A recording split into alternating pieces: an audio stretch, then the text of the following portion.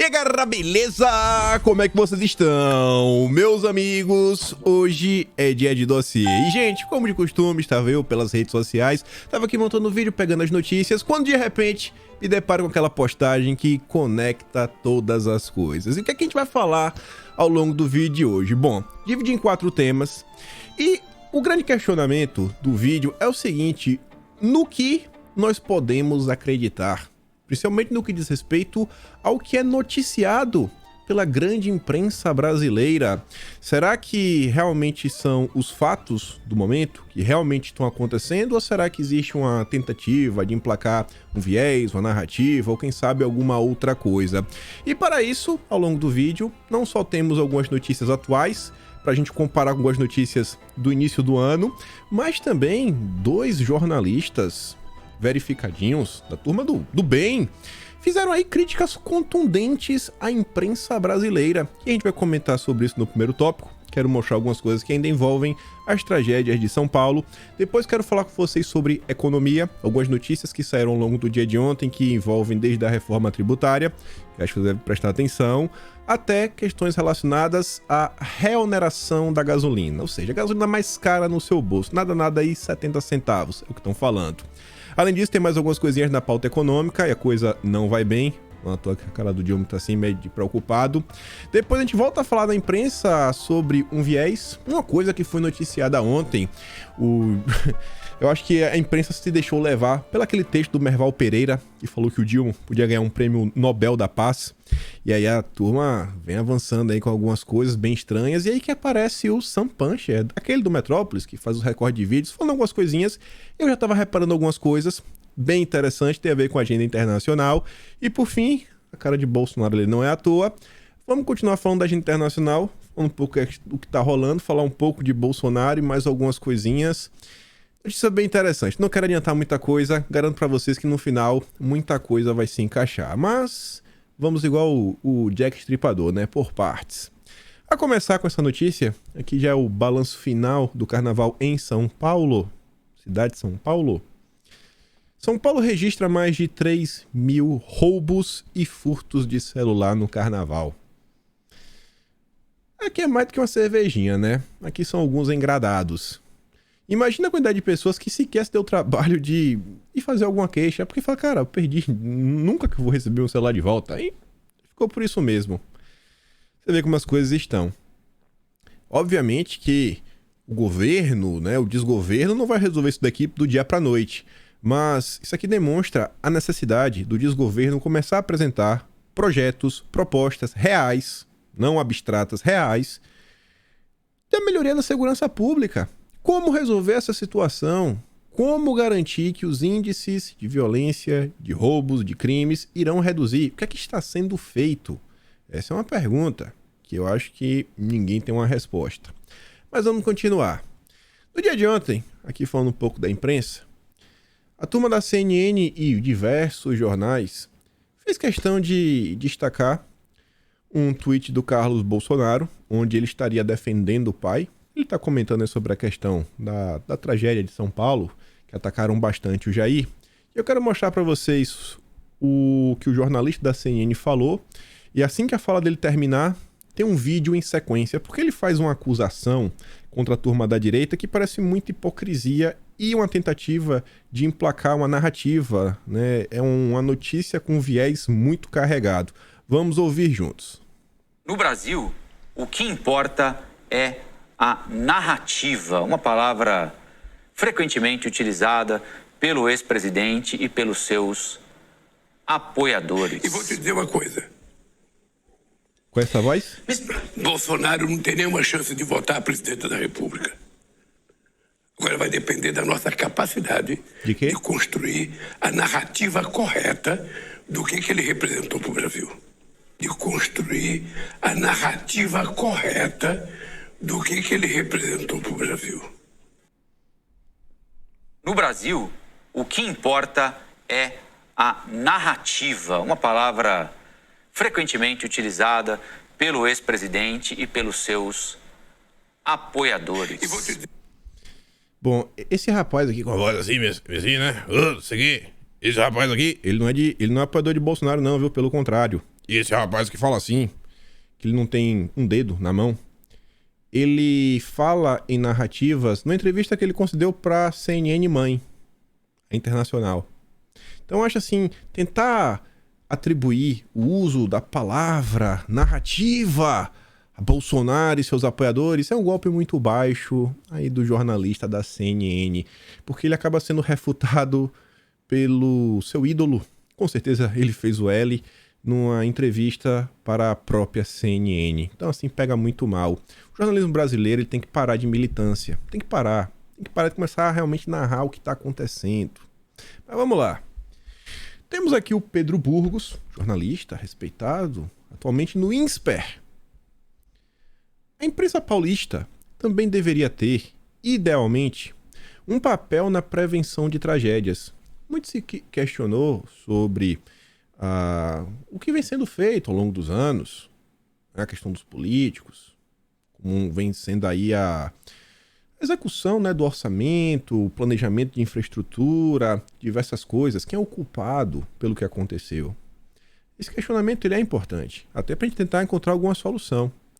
E aí o Pedro ele fala que, além dos políticos, a imprensa também tem sua parte, tem sua parcela de culpa.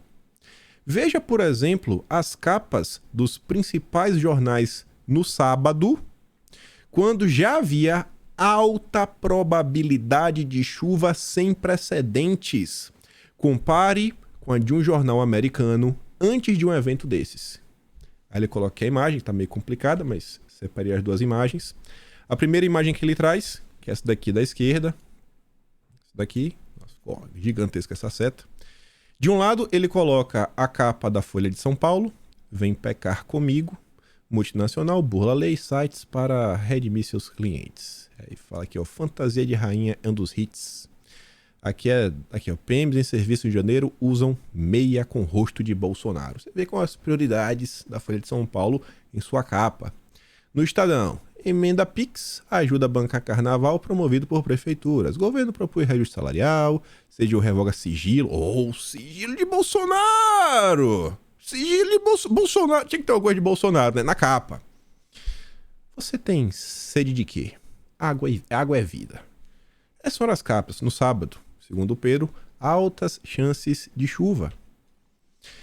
Enquanto isso, é o exemplo que ele dá. Diante de um problema, né, de uma possível tragédia, um momento aí de alerta, ele traz aqui a capa, ó, do The Times. Parece até o Pequene, né? Não é pequeno, não, mas até parece ele aqui rápido, parece picanha. Aí ele fala aqui, ó, a vida, né? Tomar cuidado aqui com alterações devido a uma tempestade. Aí coloca, ó, a previsão para 3 dias em vermelho, a previsão para 5 dias, ó, cuidado aqui, ó. Tem um ciclone aqui vindo nessa direção. Pô, toma cuidado, galera. Toma cuidado aí que talvez o bicho vai pegar. E a população começa, né, a se alertar, ficar de boa. Aí o Pedro continua falando, ele continua escrevendo na thread, falando que ele quase ia para acho que ele ia para Ilha Bela, se eu não estou enganado a cidade. Só que ele falou que ele tem esse costume de checar os jornais antes de viajar, ver como é que tá a previsão meteorológica para tomar uma decisão. Ele às vezes não quer ir para algum lugar que pode ter algum vendaval, algum problema. Eu acho que ele tá mais do que certo. E aí ele encerra a sua thread falando o seguinte, ó: acho que carnaval é de fato importante. Sou a favor de que jornalistas sejam mais humanos e tal, mas espero que esse tipo de cobertura das previsões meteorológicas seja um exemplo que não se deve fazer daqui em diante. Que cobertura é essa? Meu Deus, a melhor de todas? Como assim? Se a gente não pudesse espelhar na Liga dos Campeões do jornalismo brasileiro, a galera que divide, né, o mesmo canal do Estúdio Z, o Olimpo, o Valhalla do jornalismo, só com as lendas vivas, a gente vai seguir quem? Isso daqui, pessoal, foi o que foi dito. Olha só. Você consegue ver aqui a imagem, né? Divide aqui por região. Chuva forte no Acre, Amazonas, Pará e Amapá. Temporais isolados. Chuva forte em Santa Catarina e no Paraná. Quando você vem aqui, ó, pro sudeste, temporais em São Paulo e Rio de Janeiro, menos calor. Então, assim, já tinha alguma coisa assim meio complicada. É uma situação para prestar atenção, ficar alerta. Mas vejam como o nosso glorioso jornalista picanheiro narra os fatos. Por favor, não se assuste com nada que eu disser agora nesse telão. Não se assuste com as palavras, continue animado, porque vai dar tudo certo. Vocês vão ver umas palavras não tão interessantes para esse momento, como ciclone extratropical, chuva, ressaca, ondas grandes. Mas a vontade do carnaval... Faz sentido. A Júlia já gritou do fundo que ressaca faz sentido. Ela que vai estar trabalhando. Por favor, não se assuste com nada. Vai dar tudo certo. Vai dar tudo certo. Um ciclone aqui, vai dar tudo certo. Uma coisa é você falar para as pessoas não se assustarem. Se assustar não ajuda em nada. Mas esse tom jocoso, né, de levar tudo na brincadeira, às vezes faz com que as pessoas não prestem atenção. Então acho que realmente o jornalismo tem que parar um pouquinho, respirar. Respirar, minimamente. Tentar deixar o ódio de lado. Eu odeio a turma da direita, então quando eu me referi a eles, falarei sobre a extrema-direita ultraconservadora brasileira. Quando é um fato como esse, fala, galera, tá acontecendo isso daqui. As pessoas que estão planejando viajar para tal região, tomem cuidado. A previsão não é boa, etc. E vida que segue. Vida que segue. Eu quero da CN parar. Porque Bolsonaro e seus apoiadores, né, eles falam em narrativas. Não existe narrativa. Não existe. Não existe. É maluquice da cabeça das pessoas. Aí, pra gente encerrar aqui essa questão, acho que foi muito bem feito, exclusivo, reportagem do UOL. Carnaval na Globo teve segundo pior Ibope da história. Infelizmente não foi o pior, foi o segundo pior. Com fé em Deus, ano que vem vai quebrar um recorde, sabe, negativo, diante de tudo que tá acontecendo. Vamos continuar. Aqui era só um iniciozinho. Lá na frente vai fazer muito mais sentido quando falarmos de mais coisas. Vamos por partes. Falando aqui da agenda econômica, no dia de ontem saíram várias notícias que fazem o brasileiro, em sua grande maioria, porque a maioria do Brasil não é rica, ficarem bem preocupados, principalmente no que diz respeito à reoneração da gasolina. Só que a gente tenta falar isso. O país terá reforma possível, não a ideal. Estou falando da reforma tributária. Isso daí é meio que óbvio. Dificilmente uma coisa ideal, perfeita, avança no Brasil. E ainda mais, pelo menos pode ser minha falta de fé. Eu não acho que iria vir do desgoverno, mas tudo bem. Em uma análise do cenário atual do país, Carlos Braga, professor associado da FDC, destaca, olha só, que há um senso de alívio significativo das organizações internacionais em relação ao Dilma III. As pessoas estão aliviadas. Por quê? Particularmente com relação à questão do meio ambiente, ao tratamento de povos indígenas e a admissão da guerra cultural que caracterizou o governo do ex-presidente Jair Bolsonaro. Era o tempo todo, meu Deus, era um grande vilão. Olha, o problema era Bolsonaro. Estão aliviados por esse lado. E pelo outro, do mundo real, das coisas concretas. O mundo econômico, por exemplo. No âmbito da economia, porém, há uma tendência de piora na percepção de riscos pelo mercado. Mas não importa. O que importa é que a democracia venceu. Além da preocupação com a inflação, Braga destaca o risco fiscal, dado o alto grau de endividamento do país, com a dívida bruta perto de 90% do PIB e os efeitos do ruído político em relação ao Banco Central. Mas a democracia venceu, né? O que é a economia perto de uma democracia forte, de instituições parrudas? Paulo Paiva, professor associado da Fundação na área de gestão pública, destaca que os dois grandes desafios do país neste momento são, no ambiente macroeconômico, controlar a dívida pública e melhorar o equilíbrio orçamentário. Controlar a dívida sem um arcabouço fiscal vai ser meio complicado, ainda mais, né? Questão do equilíbrio orçamentário com a turma que está aí. Já em um contexto microeconômico, que beneficiaria as receitas, o desafio é tornar o sistema tributário mais eficiente e, com isso, contribuir para o aumento da produtividade. Se o Brasil não enfrentar esses dois desafios, o país tende a ter crescimento medíocre nos próximos anos. Vocês acham que o Brasil vai conseguir enfrentar esses desafios? Vocês acham que o Brasil vai conseguir um crescimento mais do que medíocre? Eu acho que se crescer medíocre já tá bom. Não retraindo, eu acho que é motivo para comemorar. Que cresça pouco, mas não retraia. Para ele, há excesso de otimismo por parte do desgoverno. Ao falar nesses prazos, o desgoverno está no papel dele de falar que vai aprovar, mas falta realismo. Falei para vocês, já tem mais de um mês.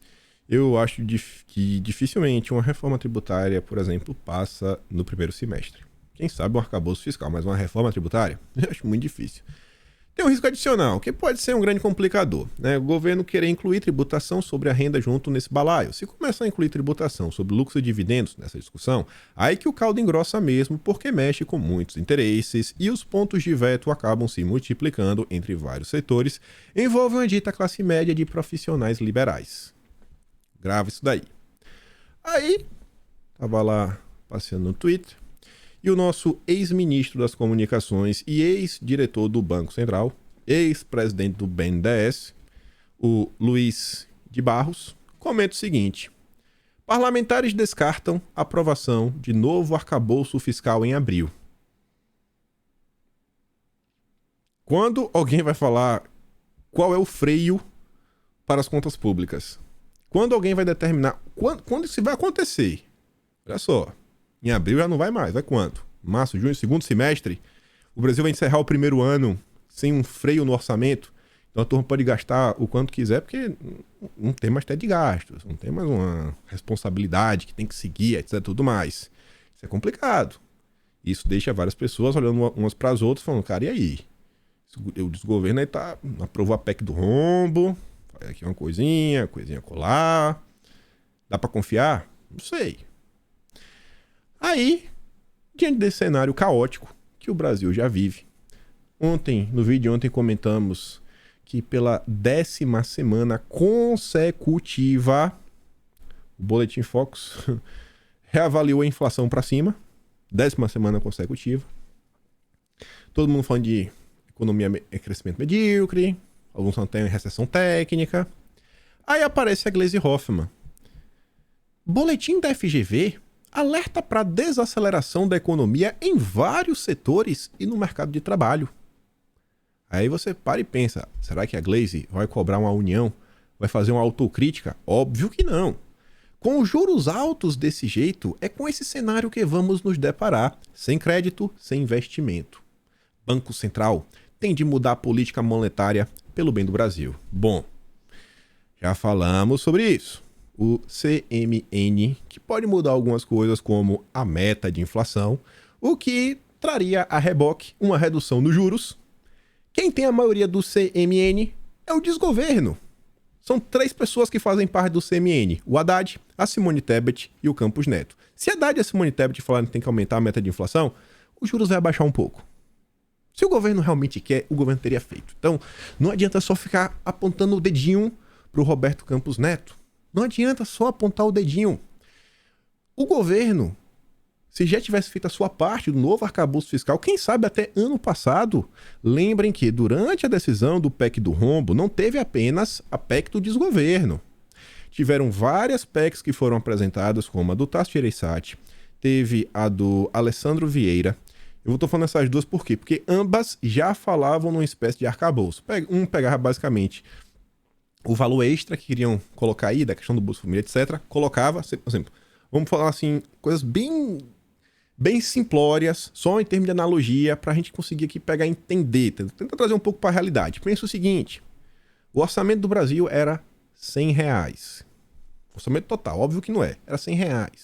A PEC do Tasso Gereissati, por exemplo, falava o seguinte, ó, o orçamento anual é R$100, e a gente vai precisar de mais R$50 para pagar o Bolsa Família, os 150 para criança, então beleza. Então, a partir de agora, o teto de gastos vai ser de R$150. E ano após ano, vamos reajustar esses R$150 perante a inflação. A inflação aumentou 5%, aumenta 5%. E vai seguindo junto. Era basicamente isso. Então já trazia algum arcabouço fiscal ali. Trazia algum tipo de mudança, que era grande preocupação. A partir do momento que o desgoverno não faz nada, assim, absolutamente nada, para demonstrar que tem responsabilidade, e aí você aponta e fala assim, ó, a minha parte eu já fiz, Roberto Campos Neto, agora faça a sua. Isso é importante, porque aí você realmente bota o cara na parede. E agora? Vai fazer o quê, Campos Neto? Vai fazer o quê? Fazer o quê? Mas não faz nada. Aí fica culpando o Campos Neto. Aí porque ele é bolsonarista. Aí porque ele tava no grupo do WhatsApp que tava aquela pessoal. Aí porque ele foi votar na eleição com a camisa do Brasil. Aí não pode votar com a camisa do Brasil porque a camisa do Brasil é dos eleitores de Bolsonaro. Aí fica lá nessa ladainha o tempo todo, não resolve nada. Só que a gente não vai ficar só nesse falatório. Por quê? Vamos voltar ao Luiz de Barros. Vamos voltar a falar deles. Eu lembrava de algumas coisinhas, e aí eu fui nos meus arquivos. Olha que interessante. Muito antes, mas muito antes de toda essa treta com o Banco Central começar, muito antes, em 7 de janeiro, quando tava a festa, né, a lua de mel da picanha, o Luiz Barros, né, no final o nome dele, o M é de Mendonça de Barros, ele fala o seguinte, ó: o governo caminha para um conflito com o Banco Central. O governo está caminhando para um conflito com o Banco Central. E o subtítulo falava, ó: economista diz que integrantes do governo já estão reclamando dos juros do Banco Central, mas sem estabilidade fiscal, sem o arcabouço fiscal, as taxas não caem. Façam a sua parte. Aqui é uma matéria genérica. Além disso, no dia 8 de janeiro, no dia seguinte, tá aqui a data, o Robson Boni, que chefia aí a coluna do Radar na Veja, escrevia a seguinte nota: lua de mel entre Lula e Banco Central será curta. E ele falava o seguinte, abre aspas: Lula vai jogar na conta do Roberto todos os fracassos de sua agenda econômica. Aí é bom, né? Porque quando tiver um problema, a economia, assim, em frangalhos, gasolina cara, comida cara, a culpa não é minha, a culpa é do Roberto Campos Neto, onde já bota a culpa desde agora. Pra gente achar um culpado e ninguém ficar com raiva de mim. Segundo Boninho, quem diz isso? Um aliado. A Haddad, outro dia, disse que o governo terá de conviver com Campos Neto, em referência à autonomia do Banco Central aprovada durante o governo de Jair Bolsonaro. Esse clima já diz muito sobre o que será a convivência entre o governo e a instituição, caso a gastança petista pressione a inflação e desorganize a economia. E aí o tempo tá passando. E nada tá acontecendo. E você vê que realmente o Banco Central entrou no alvo dos ataques. A gente se pergunta, né? O que é que realmente sai na imprensa, do que a turma vem fazendo, etc. Realmente são notícias que se preocupam com o Brasil e até que ponto não faz parte de ajudar na narrativa. Aí, no dia de ontem, o braço direito do Haddad, o número 2 da Fazenda, o Gabriel Galípolo, ele concedeu uma entrevista para o Estadão. Eu tirei de ordem as perguntas, só quero mostrar 4 respostas que ele deu nele. Fui perguntado 4 vezes, deu 4 respostas. Olha a manchete. Governo tem que agir rápido para evitar retração da economia. Estou falando, vamos levantar a mão pro céu e agradecer se a economia crescer de forma medíocre. Porque está se falando em retração. Se não retrair, já tá bom. Tá o caos. Aí lá no final da entrevista, perguntam pro Galípolo. Galípolo, o senhor tem uma relação próxima com o presidente do Banco Central, até pela sua função executiva? Como é esse diálogo, Galípolo? Aí ele diz, ó: falo com ele quase que diariamente, estou com uma missão corporativa de até o final do ano ele ser criticado por todos os grupos bolsonaristas por estar excessivamente próximo à equipe econômica do PT. Pronto. Quer dizer então que só quem critica o desgoverno é bolsonarista, porque tudo tá bom. Então você tem que trazer, isso seria uma prova, né? Quando os bolsonaristas criticarem o Roberto Campos Neto, significa que ele tá alinhado, sempre tá alinhado. Meu Deus do céu.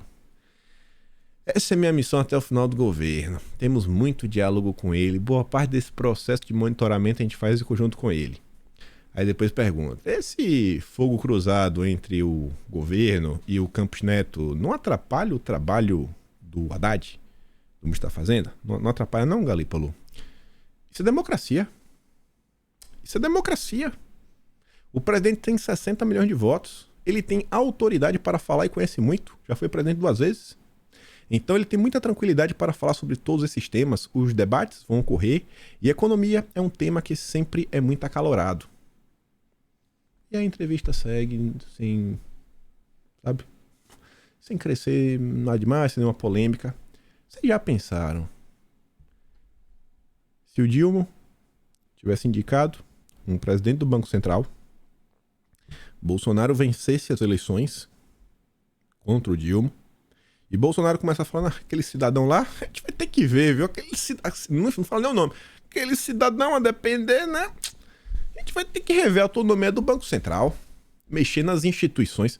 Tu já pensou? Mas aqui é democracia. Aqui é democracia. Aqui é democracia. E o jornalismo tá onde? Eu não sei. Que não apertaram Galípolo. Mas vamos continuar. No início da entrevista, faz uma pergunta que eu acho que essa daqui é o que o brasileiro quer saber. O bolso. O bolso será impactado ou não? Reoneração do combustível. Aí fala, ô Galípolo, o governo vai voltar a cobrar os impostos sobre os combustíveis, já que a desoneração termina agora no dia 28 de fevereiro? Aí ele fala, ó, a informação que nós temos hoje é de sim. Hoje vai terminar, não sei se aconteça alguma coisa. A desoneração termina agora no dia 28. Se você olhar tecnicamente do ponto de vista econômico, vai existir, tanto do ponto de vista ambiental, uma crítica a ser feita sobre a questão do combustível fóssil. Mas eu não entendi. Ele fala, se você olhar a técnica do ponto de vista econômico, aí ele fala, tem a questão ambiental. O que é que tem a ver uma coisa com a outra? Não sei. E do ponto de vista social, também você vai ver a discussão de qual é o impacto. Se seria um esforço fiscal que está sendo direcionado de maneira adequada ou não. Porque ele falou o seguinte, o pobre não tem carro. Logo, é uma medida que só ajuda a classe média e os ricos, quem dirige em carros. Como se uma reoneração dos combustíveis não fosse impactar outros setores, porque você vai encarecer a logística. Mas dá para explicar? Picanheiro entende? Picanheiro não entende. Picanheiro não entende. Mas como a gente percebeu, o país está agora numa situação relativamente mais pacificada. Aí ele fala da questão do dia 8. Mas olha só, o Brasil estava do mesmo jeito no final do ano passado. Dia 8 já tinha virado, já tinha da posse. Essa conversa de pacificação é porque agora vai fazer o quê? Todo mundo já fez o L, né? Todo mundo já fez o L, agora aumenta. Vai fazer o quê? Vai chorar? Vai dar queixa no Procon? Vai lá, vai, chora. 70 centavos é o que estão falando do aumento. Mas agora a decisão é de reonerar, Galípolo. Aí ele fala, pô, no momento como está no ponto de vista legal, no dia 28 se encerra o subsídio sobre a gasolina. É isso que a gente tem colocado no momento. A não ser que as coisas mudem, vai subir. Volta da cobrança de impostos federais sobre combustíveis divide Haddad e ala política do governo. O Galípolo do lado do Haddad. Então eles estão do lado de que tem que reonerar. Segundo conta aqui a turma do valor econômico. Ó. Segundo os locutores, Haddad defende a reoneração. A ideia, no entanto, encontra resistência entre ministros políticos e a cúpula do PT, preocupados com o impacto da medida impopular, principalmente sobre a classe média. Quem assistiu o vídeo, acho que foi de ontem, ou foi anteontem, ou foi um desses dois. Eu falei, ó, gente, são as notícias sobre a classe média, algumas preocupações que o Dilma está com a classe média, ele não quer repetir o que aconteceu em 2013. Economistas estimam que a volta dos tributos federais acarretará em uma alta de 69 centavos por litro de combustível. Né? Falei em cerca de 70 centavos. Segundo a Receita, porque é o que o Galípolo falou, né? É uma questão jurídica, ela confirma a reoneração de gasolina e etanol no fim do mês. Porque a Receita lida com imposto, simples assim. Então, assim, a não ser que nada seja feito, pode esperar gasolina mais cara. E mais uma vez temos Haddad de um lado, PT raiz do outro. E aí, mais uma vez, eu quero trazer uma nota, né, do início do ano, de janeiro. Será que as coisas mudaram ou estão na mesma coisa? O Estadão soltava um editorial no dia 4 de janeiro, às 3 horas da manhã, com o seguinte título: Haddad, o ministro decorativo, desautorizado já na posse. Novo ministro da Fazenda perde batalha pela reoneração dos combustíveis e mostra que terá que ensaiar mais para aprender a dizer não ao presidente.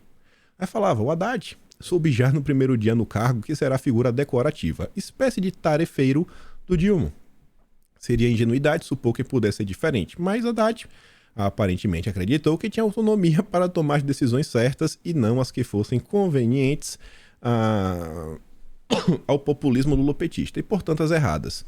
Na tentativa de explicar o inexplicável, Haddad se complicou ainda mais. Disse em entrevista ao Brasil 247 que a reoneração dos combustíveis somente poderia ocorrer após a posse da nova diretoria da Petrobras e a consequente mudança na política de preços da companhia.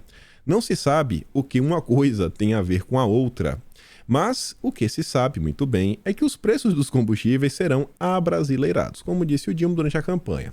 Em outras palavras, serão tratados como questão eleitoral. Já vimos esse filme de terror. O governo tenebroso de Dilma fez exatamente isso para enfrentar sua crescente impopularidade e quase que quebrou a Petrobras, obrigada a subsidiar os preços artificiais. Mas e aí? Eu acho que o preço não deveria ser reonerado. Eu acho que a população não merece pagar por isso. Eu acho que o Haddad deve perder de novo. Mas é aquela coisa, né? De um lado o Haddad perde, do outro o PT perde. Tá mais do que claro que existe uma briga.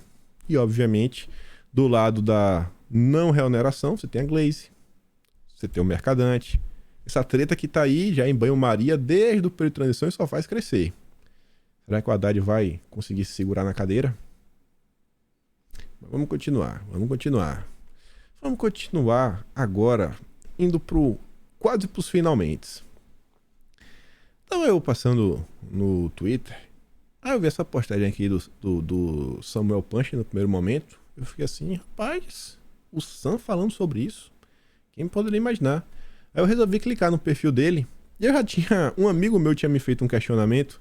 E eu tinha separado o negócio pra colocar no vídeo. Aí quando eu vi a postagem do Samuel Punch, eu falei, rapaz, olha só, exatamente o que um amigo meu tava me questionando. Já mostro pra vocês. O Sam traz a nota da Veja falando que a Alemanha retalia Brasil e embarga exportação do blindado Guarani. Porque em tese teria algumas peças que são de fabricação alemã e eles não iam permitir. Quando você pega a nota da Veja para dar uma olhada, a turma aí da defesa diz que isso está acontecendo porque o Brasil não quis, né, apoiar o envio de munições lá para a Europa. A Sam diz, após o governo Dilma se recusar questão de munições, etc., a Alemanha reage e embarga exportação de blindados brasileiros. E aí, olha só. Aqui já tem duas notícias, já dá para mostrar para vocês. No dia de ontem, eu achei muito engraçado. A imprensa começou a falar que agora o Brasil... Porque você vê, ó, isso daqui mostra que o Brasil é um anão diplomático. O Brasil é um anão. Não consegue vender 25 blindadozinho desse. 25, é uma coisa assim... meu Deus do céu, 25. Nossa senhora. Mas assim, o Brasil não pode. Deixa os blindados em paz. Aí é o mesmo passo que você vê claramente que o Brasil não manda em nada. Que o Brasil é tipo um Haddad. É um poste decorativo aí nas relações internacionais.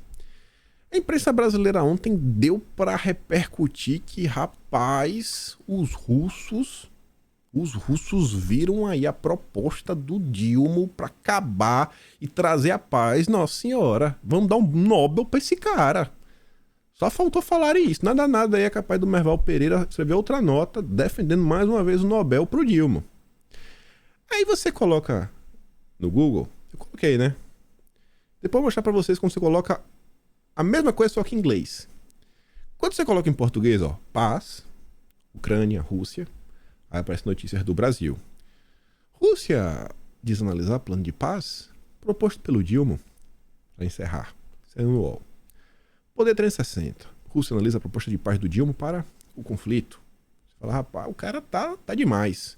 Mas será que isso é verdade? Será que não é? As narrativas, que lá do início do vídeo, o cara falava que a turma de Bolsonaro gosta de utilizar. Será que é a turma de Bolsonaro? É agora que é o momento que o vídeo começa a se encaixar as peças do nosso quebra-cabeça. O Sam Puncher, que vem sendo apontado aí pela turma da esquerda como um bolsonarista enrustido, infiltrado na esquerda. O Sam acha que ele votou no Ciro Gomes. Ele ficou com vergonha de votar no Lula. Mas ele fala assim, ó. Essa thread é para mostrar como a imprensa brasileira passou o dia reproduzindo propaganda russa sobre uma suposta aceitação do governo Putin em analisar a proposta de paz do Brasil. Será que isso é verdade ou será que isso é uma pura narrativa? Para tentar mostrar, olha, o grande líder diplomático, não sou mais uma párea internacional. Aí o Sanpancher fala, ó, todas as notas do Brasil, todas, segundo ele, se basearam nessa reportagem da agência TASS. A TASS sequer pode ser considerado um veículo jornalístico, é uma agência de propaganda do Kremlin. Eles destacam a seguinte fala do vice-chanceler russo, abre aspas, Moscou analisa iniciativas de paz do Brasil sobre a Ucrânia. Tem uma coisa que eu não pesquisei, deixo aí para vocês que tiverem tempo, que foi o dever de casa. Tentem rastrear qual foi a primeira nota no Brasil que falou sobre isso. Quem foi o primeiro jornalista que escreveu uma nota nesse sentido, que, sabe, o acordo do Brasil vai ser analisado. Dê uma pesquisada, isso aí vai dizer muito. Mas vamos continuar. Ele coloca a notícia da TASS. Aí o Sam fala, ó, a TASS reporta a seguinte fala do vice-chanceler. Ele coloca a tradução. Tomamos conhecimento das declarações do presidente do Brasil sobre uma possível mediação a fim de encontrar maneiras políticas de evitar a escalada na Ucrânia. Estamos examinando iniciativas, principalmente do ponto de vista da política equilibrada do Brasil e, é claro, levando em consideração a situação no terreno. Ele falou sobre isso. Só que a fala dele é muito maior. Ele não termina ali. Aqui não é não tem nem ponto, só nem colocou um ponto. Só tem um terreno, deve ter uma vírgula. Depois da vírgula, ele continua. Ele continua em seu discurso. Aí o Sam diz, ó, porém, no site do Ministério das Relações Exteriores, o site russo, existe a fala completa do vice-chanceler. Ele prossegue dizendo que os objetivos é fazer isso, aquilo, outro, etc. e tudo mais, e que as negociações para encontrar a paz dependem de Kiev e do Ocidente abaixarem as armas. Muito além. Ou seja, quem lê a fala completa do vice-chanceler entende que ele falou em analisar o pedido de paz do ponto de vista equilibrado do Brasil. Assim, os pedidos que, em tese, né, são equilibrados, os pedidos que são assim, um pouco mais mornos, que tentam olhar a situação, né, realmente assim, meio de fora. Não, é de besteira. Vamos vestir a camisa da amizade, você aqui, o Zé, vamos sentar todo mundo para ser feliz. Não aquele pedido que sai impondo várias coisas, você tem que fazer isso, várias sanções. Você penaliza demais um lado. Não, pedido equilibrado. Bacana. Então assim, ó, ele entende que ele falou em analisar pedido de paz do ponto de vista equilibrado, mas frisou que isso depende de concluir a tal confusão lá e do país abaixar as armas. Quem se baseou apenas na agência de propaganda russa TASS reporta apenas a fala do vice-chanceler sobre analisar o pedido do Brasil como se a paz dependesse apenas disso. E não depende só do Brasil. Da mesma forma que recentemente alardearam que a Ucrânia aceitou a proposta de paz do Brasil na ONU, como se dependesse de Kiev acabar com o conflito. Hoje rolou a votação. A Ucrânia votou a favor. Votou a favor. A Rússia contra. Ou seja, o conflito prossegue porque nunca dependeu da Ucrânia. Ele votou a favor aí, pô, beleza, bacana. Não acabou. Postando aqui um exemplo de relato correto do que rolou hoje, de um veículo com o qual não tenho qualquer ligação. E o que é que o William Vac fala sobre tudo que está acontecendo? Será que Dilma é o grande salvador? Será que ele realmente vai mediar a paz? Será que o que ele apresentou é... Vixe Maria, é arrebatador e agora Brasil acima de tudo, Deus acima de todos.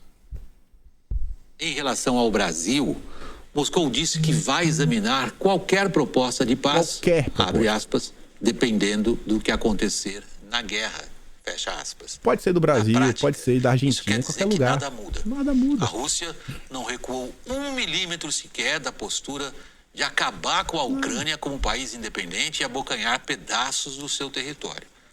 A Ucrânia aguarda a chegada de poderoso armamento ocidental, convencida de que será capaz de impor uma derrota militar aos russos. No momento, o que parece decisivo na guerra da Ucrânia são as armas, e não a diplomacia. Qualquer pedido, gente, qualquer um que mandar, sabe, eles param pra dar uma lida, desde que seja equilibrado. Pelo amor de Deus, não tem nada a ver com Dilma. Aí vamos voltar ao Google e vamos analisar a imprensa nacional.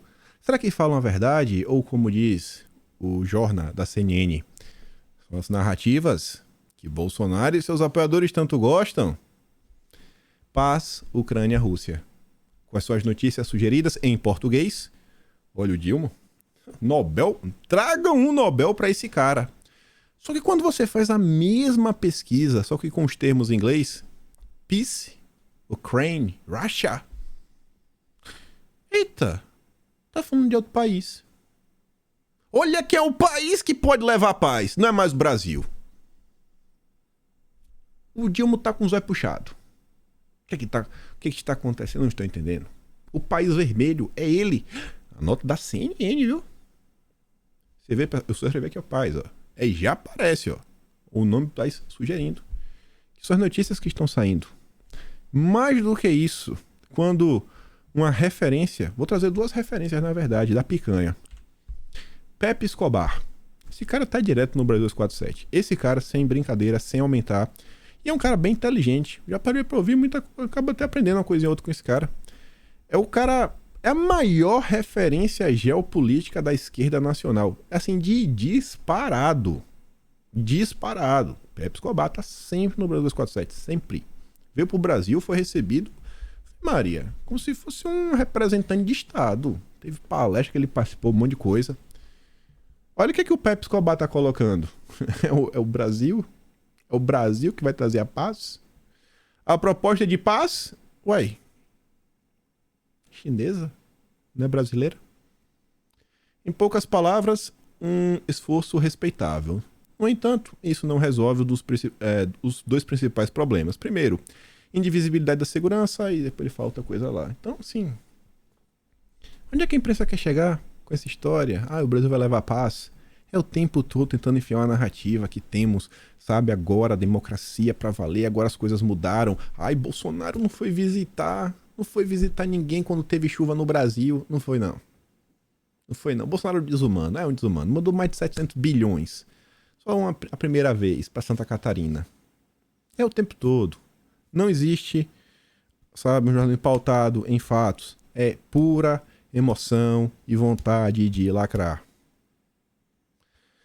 Abrindo um pouquinho a discussão, saindo um pouco da imprensa, mas não menos importante, falando sobre a repercussão das ações da picanha dentro de onde importa, da sua própria base. Se o Pepe, ele é, sem sombra de dúvidas, o maior analista de geopolítica da esquerda no país. Não sei nem se dá pra falar que é um cara de esquerda. Você para pra ouvir... Pensa num cara extremamente educado. Todas as vezes que eu parei pra ouvir esse cara, é extremamente educado, até quando se refere à direita, etc e tudo mais. O cara polido fica xingando o Bolsonaro, isso aqui e outro. Cara, é interessante de ouvir. De verdade, assim, se a esquerda fosse tipo Pepe Escobar, nossa, seria muito melhor do que tem aí. E outro cara que é referência, mas não na geopolítica, e sim em questões econômicas, e não só econômica, também quando se diz na a relação com o país que pode trazer a paz, aquele país vermelho, é o Elias Jabbour. O Elias Jabbour fez questão de comentar, escreveu uma thread, descendo a bolacha, falando sobre o voto do Brasil lá na ONU. E ele fala assim, ó, a Federação Russa foi amplamente derrotada em votação ocorrida no âmbito da ONU. O Brasil, ao contrário dos outros membros do BRICS, saiu do muro e compôs essa maioria. Os problemas são múltiplos desse tipo de voto. O primeiro deles é o alinhamento com o chamado Ocidente. O problema é que o Brasil só interessa o Ocidente para esse tipo de serviço. Do ponto de vista nacional, pragmático, pensando no Brasil em primeiro lugar, o que este voto agrega? Qual o preço deste voto? O Brasil vai ter alguma fatia do bolo que o Biden está preparando em matéria de política industrial? Não. A Alemanha vai instalar indústrias de ponta no Brasil para fugir dos seus próprios custos de produção? Não. Logo, se não estava em jogo nenhum grande interesse estratégico de nosso país, esse voto pode ser paradigmático sobre o futuro de nossas relações exteriores. Percebam. Mas a imprensa, o consórcio, vende como? Somos os bastiões da diplomacia. Estamos assim mandando no mundo. Deixamos de ser uma pária. Não somos mais anões diplomáticos. Olha o cara de esquerda. Extrema esquerda. E o Brasil tá ganhando o que com isso? De sair de cima do muro? Porque pode estremecer a relação. O Brasil ainda depende do pessoal de lá. Vide questão que envolve fertilizante. Acho que não tá errado não em questionar esse ponto. Aí depois o Leijabu continuou. Sinto falta de nossa gramática original em nossas interações com o exterior. Por exemplo, a visita do Dilma aos Estados Unidos poderia ter sido mais proveitosa se fosse pautada nossa participação no Inflation Reduction Act. É um programa que o desgoverno, liberando dinheiro para diversas coisas, para combater a inflação, e que vai ter algumas coisas também que impactam outros países. Se fosse baseado nisso, e não a Amazônia, a democracia, os direitos humanos. Parece que estamos adotando a gramática das ONGs. Eu queria falar o seguinte, parece que quem está mandando na política externa no Brasil deixou de ser um Instituto Rio Branco, a tradição do Instituto Rio Branco, para começar a ser a língua das ONGs. Inclusive nesta agenda do voto aí, no caso o voto contra a Rússia. Temos um grande problema democrático e ambiental, sem dúvidas, mas ambas não podem ser a ponta de nossa ação externa. Eu realmente acho que não. Acho que o Brasil tem como liderar e botar moral quando fala de comida. O Brasil manda muito comida. Existe um problema de conceito nessa história de volta do Brasil ao mundo que está sendo deve ser divulgado, né, pela chamada esquerda compatível. É o consórcio. Esquerda compatível. O interesse nacional e o conceito a se realizar é a nossa reindustrialização, que depende do Brasil se expandir, depende inclusive do Brasil, quem sabe, emitir mais, né, gases, né, do efeito estufa, quem sabe queimar um pouco mais de combustível fóssil. A indústria é complicada, né? Vai ter que aumentar o gasto energético, vai tirar de onde? Será que esse é o interesse? Espero algo maior durante a visita aos comunas. Por falar nisso, qual a nossa agenda nacional em relação a eles? A Open Society não pode nos entregar esta resposta. Estaria o Elias Jabbour falando que é a Open Society que manda na política internacional do desgoverno? Meu Deus do céu, eu não acredito, Elias. Você vê, gente.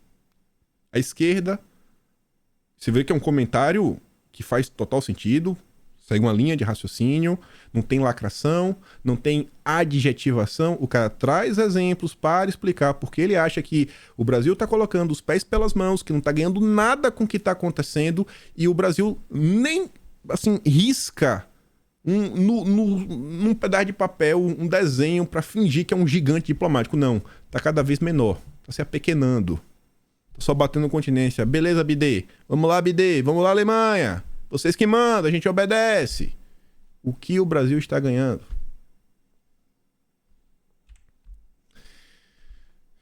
Saiu essa nota que ela chamou minha atenção. Eu não encontrei respostas, mas só para falar para vocês por que essa nota me chamou a atenção. Porque ela só saiu na Veja.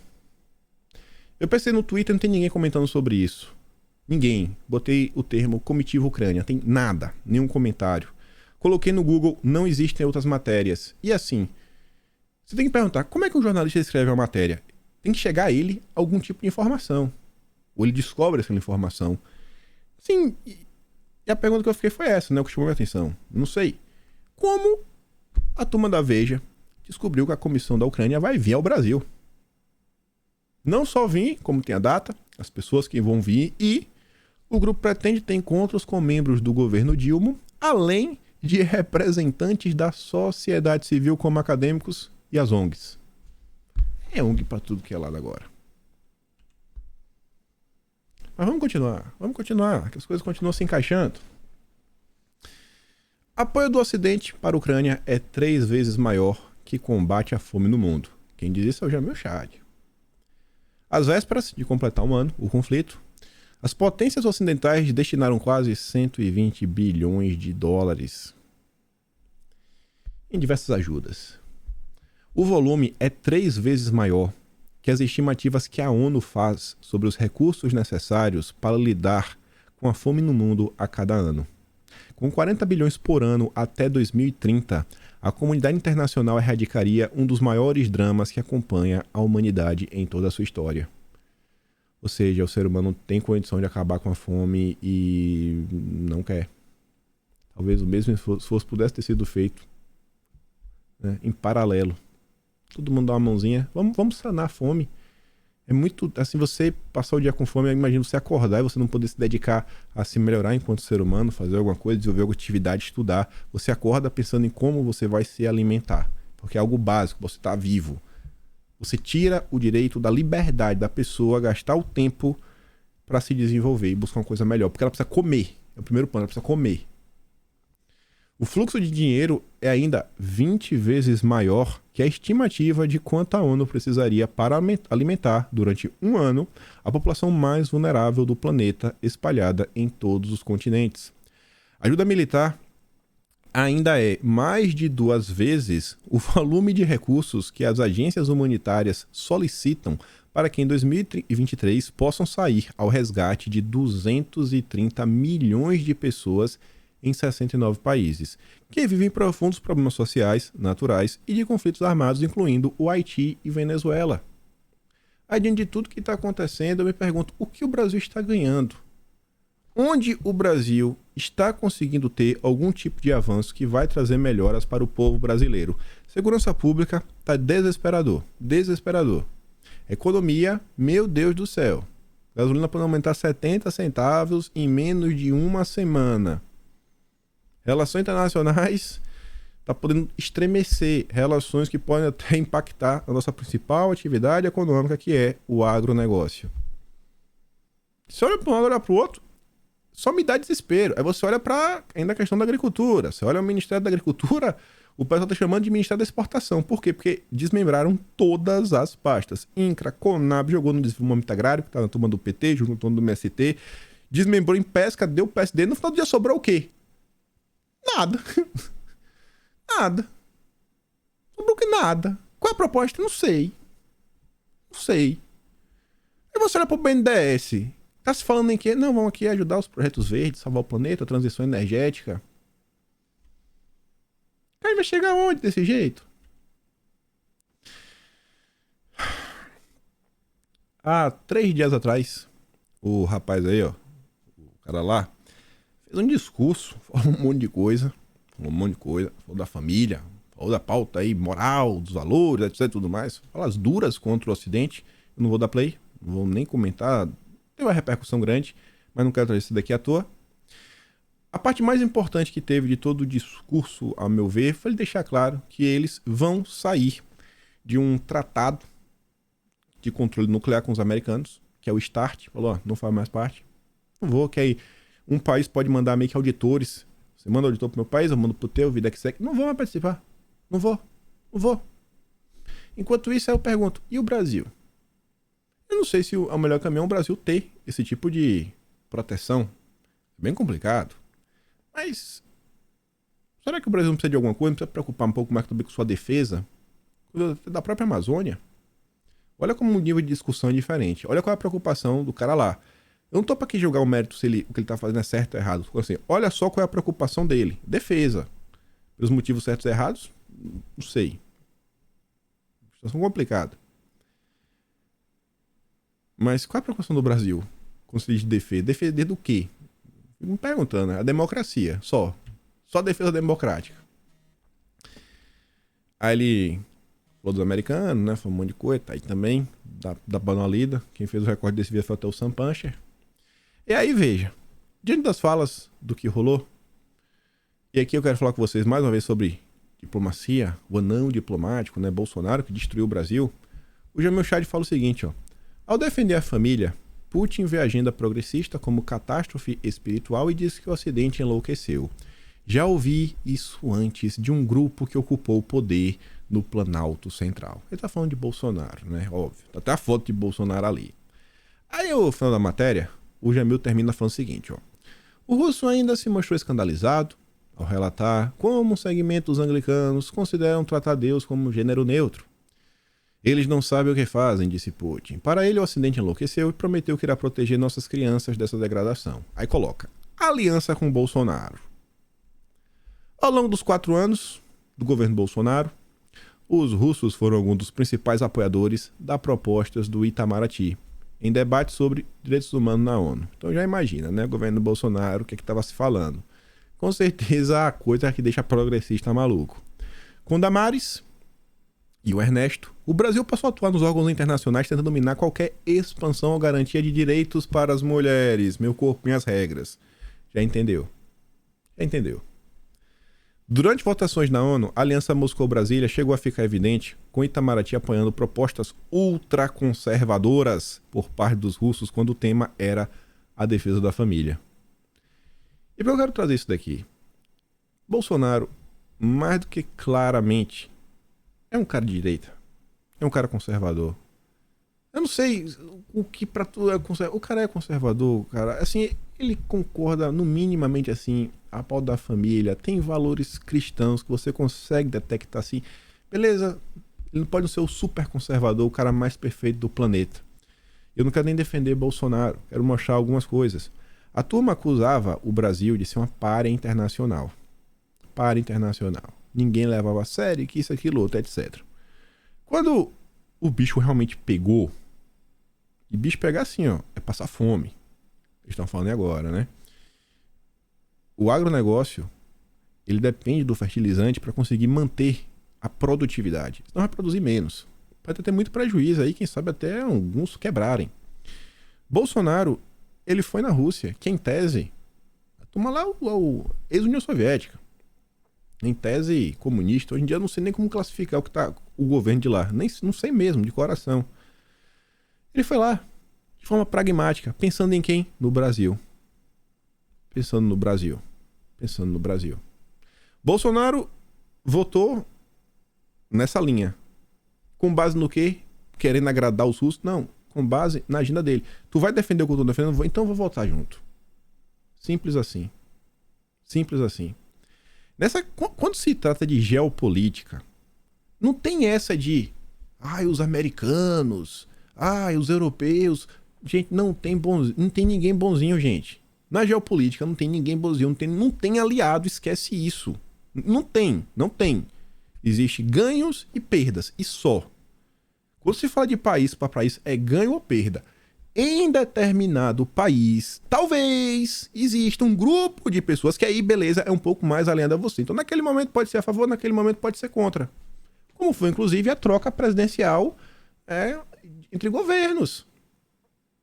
Olha o que aconteceu ao longo do ano 2022 com parlamentares brasileiros, através da Washington Brasil Office, por exemplo, batendo papo com os parlamentares americanos para denunciar os impactos, né, dos ataques à democracia, etc, tudo mais que estava acontecendo, notinha de repúdio, não, a gente vai te ajudar, etc, tudo mais. Você vê que tem uma relação. Estados Unidos é aliado? É aliado? Essas ONGs todas que estão no Brasil, é aliado? Aliado de quem? Da turma da picanha. Mas ao mesmo passo que o governo atual de lá, o Partido Democrata, as ONGs, são aliados da picanha, aí você pode falar que talvez a turma mais à direita lá vai ter uma predileção maior pela turma da direita no Brasil. Mas não adianta olhar para os Estados Unidos e falar, os Estados Unidos é aliado. Vamos. Não existe aliado dos Estados Unidos. Esquece isso. Esquece. Uma coisa é falar o seguinte, ó, não vamos sentar para ficar de amizade com um ditador. De Cuba, de Venezuela, de Nicarágua, de tatatá. Pensar em Brasil em primeiro lugar. Acabou. Agora, olhar para fulano, ciclano e beltrano como essa solução da lavoura, é o que a turma tá fazendo aí agora. Que tanto criticava Bolsonaro. O Elias Jabot tá questionando pragmaticamente qual o ganho que o Brasil vem tendo em níveis de relações internacionais. Pegando aqui o link da ida de Bolsonaro, aqui é o legado de Bolsonaro.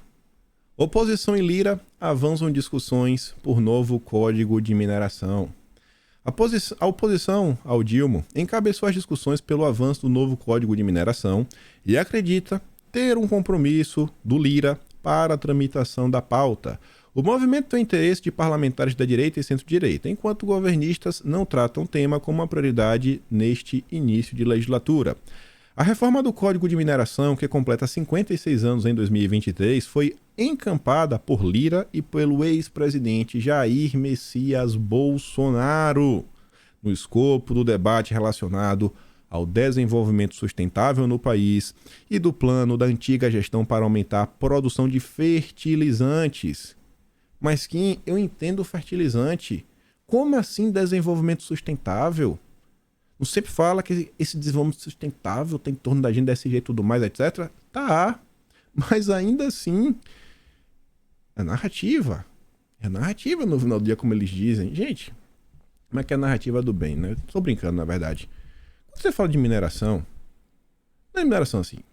Quando as soluções que essa turma aponta, por exemplo, para você solucionar o uso de combustíveis fósseis, é utilizar outras fontes renováveis. Só que na maioria das vezes, essas fontes renováveis, elas, em algum ponto, né, ela vai abastecer algum aparelho elétrico. Então, você vai ter que transformar aquela energia em energia elétrica e muitas vezes, quase 100%, você vai precisar de uma bateria. Bateria, eu não sei se a turma da picanha sabe, mas baterias, elas não são feitas de vento. Né? Você estocar ela, não é só... Assim, estocar o vento é complicado. Uma das coisas que você precisa de bateria, por exemplo, é o lítio. Lítio, um metal nobre, difícil de encontrar. Na América do Sul tem bastante. No atual, o Elon Musk, ele tá vindo por aí. Então, a turma que fala de desenvolvimento sustentável, você também precisa de minerais. A Austrália vem expandindo isso daí. A exploração desse tipo de mineral para transição energética. E não é só extrair o mineral e mandar embora. Não. Você extrai o mineral, você processa no seu país. O ideal, no final, na verdade, é o quê? É você conseguir vender a bateria. Porque você agrega o valor dentro do seu país e vende pronto. O Brasil não tem essa tecnologia. Mas seria bem interessante.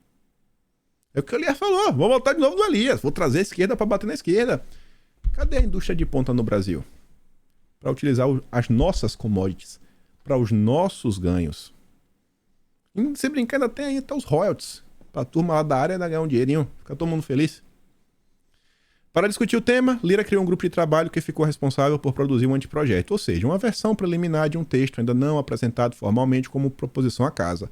O parecer foi aprovado em dezembro do ano passado e agora aguarda a tramitação. Na última sexta, em visita à Vitória Stone Fair, maior feira de rochas ornamentais da América Latina, o Lira deu sinais de que irá pautar a proposta, segundo o deputado federal Evaí Vieira de Melo do PP do Espírito Santo. Ele falou no evento e citou o novo Código de Mineração que tramita e que, em breve, vai colocar em apreciação, mas não entrou em detalhes do que é essa apreciação. Afirma o parlamentar que participou do grupo de trabalho do novo Código. E para encerrar o vídeo, tinha mais notícias, mas vai ficar muito longo. Olha ela, Ilona Zabó de Carvalho. Para vencer a crise do ouro ilegal, Brasil precisa começar parceria internacional pelos vizinhos. Talvez, Ilona, para o Brasil vencer a crise do ouro ilegal, é discutir o Código de Mineração. Esse Código de Mineração é uma matéria longa do Gazeta do Povo. Quem quiser entender um pouco mais, fala sobre o garimpo. Você pode regulamentar e facilitar a vida. Porque para e pensa, se for mais fácil, pode nem ser mais fácil, vamos botar o seguinte, ó, vai ficar 10% mais difícil. Mas agora tá tudo certinho. Você tá dando todas as diretrizes e o garimpeiro ele vai lá, vai trabalhar em paz. Ele não vai ficar assustado de alguém chegar e fazer isso, de algum cara tá fazendo algo errado, ele acaba pagando o preço porque ele tenta fazer do jeito certo, mas tem alguém que é malvado, usa mercúrio no rio, etc. Toda essa confusão. Não, você regulamenta. Você regulamenta. Será que a solução não passa por isso daqui? Por uma regulamentação? Ou não? Uma parceria internacional com os vizinhos para perseguir, para prender, fazer... Será? Vamos tirar o garimpeiro da ilegalidade. Vamos puxar a esquerda. Como diz Waldo Rebelo, a maior parte dos garimpeiros são inclusive ligados aos próprios indígenas, quando não são indígenas. Essas são as hipocrisias do desgoverno. Mas talvez isso tudo sejam narrativas, como diz o cara da CNN, né? Mas enfim, eu que devo ser doido. Aqui estão os links das matérias do vídeo de hoje. E é isso. Aconteceram mais algumas coisas no dia de ontem que são importantes, a nível de Câmara, a nível de economia, questões internacionais. Eu tinha até as notícias, mas não vai dar tempo de comentar hoje. A gente comenta amanhã, sem pressa, sem agonia. Mas fica aí de reflexão, né? Até que ponto que a gente realmente está vendo é verdade ou são narrativas e mais narrativas? Será que a turma realmente quer criar alguma solução? Será que o Brasil deixou de ser um anão diplomático? O que realmente se passa nesse país, hein? Resposta difícil de se obter, mas se você gosta do meu trabalho, passa no meu canal, tem um Tony Valeu, tem um peito na descrição. Compartilha esse vídeo e eu espero de coração poder estar aqui e te ver amanhã também. Aquele grande beijo, abraço, tamo juntos. Valeu, meus amigos. Fui!